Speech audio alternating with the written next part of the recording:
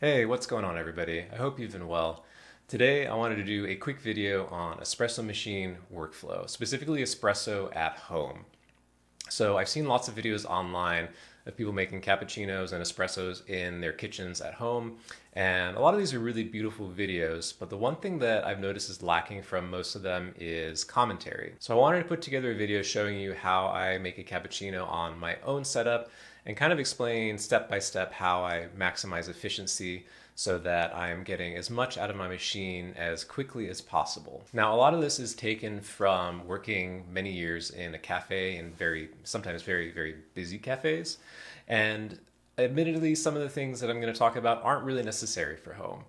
But I think that you can take what you like and really use it to hone in your own experience the way you like it. I know for me personally, I was really into my setup the first couple of years that I had it. And then there was a long period of time where it just kind of sat and was just sort of, decoration for the kitchen, which was pretty unfortunate because it just took up a lot of space and I didn't make coffee and I didn't really enjoy making coffee with it for a really long time. So one of my goals for my coffee bar this year was to get it to a place where I could dial in one day, and then whenever I wanted to make a cappuccino, make an espresso, make whatever, go up to it, turn it on, get everything heated up, and then once it's ready to go, I can just go let it rip and have something in about 2 or 3 minutes. I'm not going to go over dialing in on this video because I have lots of videos on my channel where I'm dialing in specific coffees and I go pretty much in real time through the process in all of those videos. So feel free to check those out. For now, what we're going to do is just let this video play. I think it's about 2 minutes, 30 seconds from start to finish, and then I will come back and provide some commentary.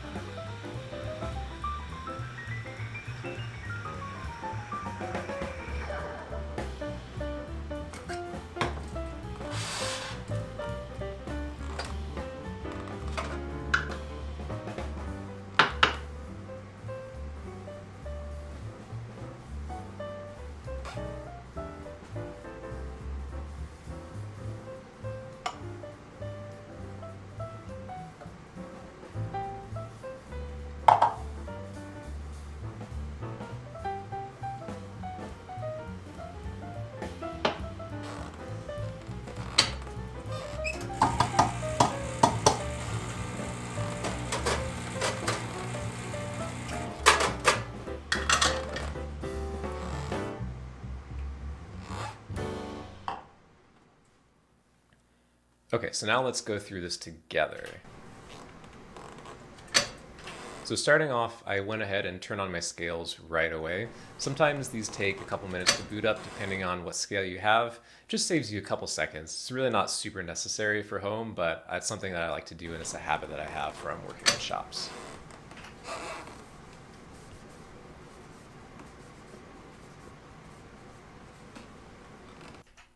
Took way too long to clean out my portafilter, but that's okay. Lost a little bit of time there. Let's keep going.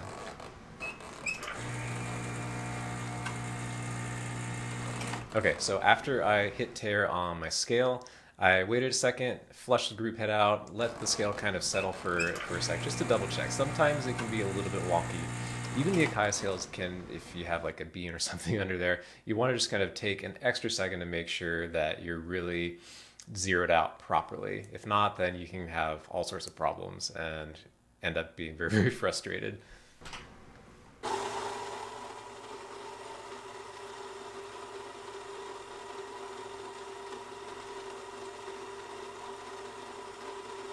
Grinding does take forever on home machines. There's not really much you can do about it.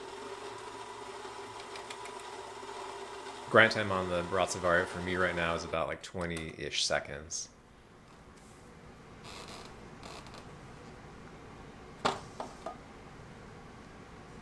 Cool, so there's just like a little bit of distribution to level off everything on the top.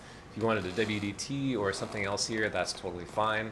I'm kind of getting into WDT myself, but I'm not very fast at it yet, so I left it out of this video.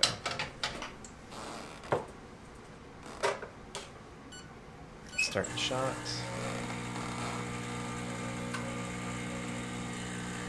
And I do a little pre-infusion here.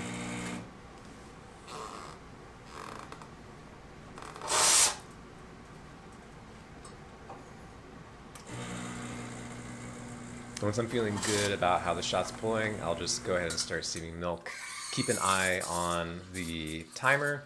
So basically one eye on the timer, one eye on the milk.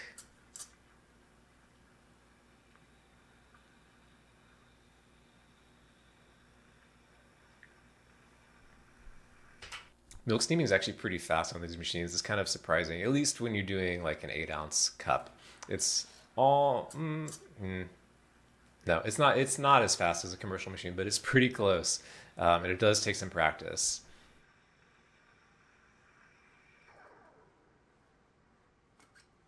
Since we're talking about milk, real quick, I just want to talk about the rags that I'm using.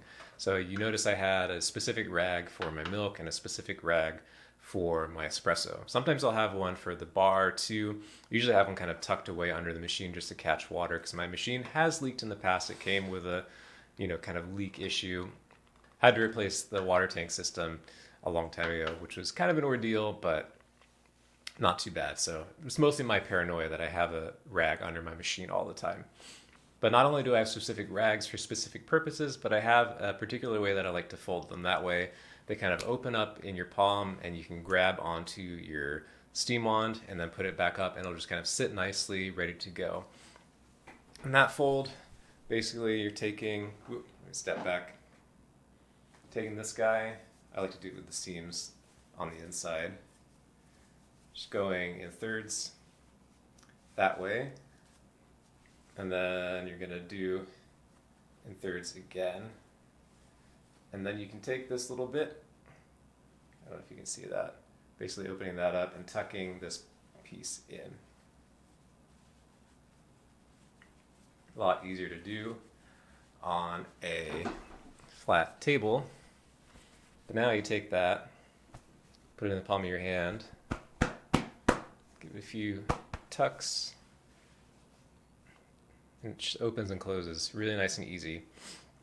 So that's great for your steam wand, and it's also really nice for getting into your portafilter like that too. All right, so that's it. The last thing is just to not waste any time when you're going to pour. If you want to have another pitcher there to kind of pour back and forth and get your milk texture just right, that can help if you're just getting started out, or if you went a little bit extra on the foam and it's a little bit airier than you would like. That's another great way to kind of fix that without tossing it down the drain and wasting it. Cool, so then real quick, I'm just knocking out my puck, giving my portafilter a rinse on both sides. I like to do that, especially with the naked portafilters.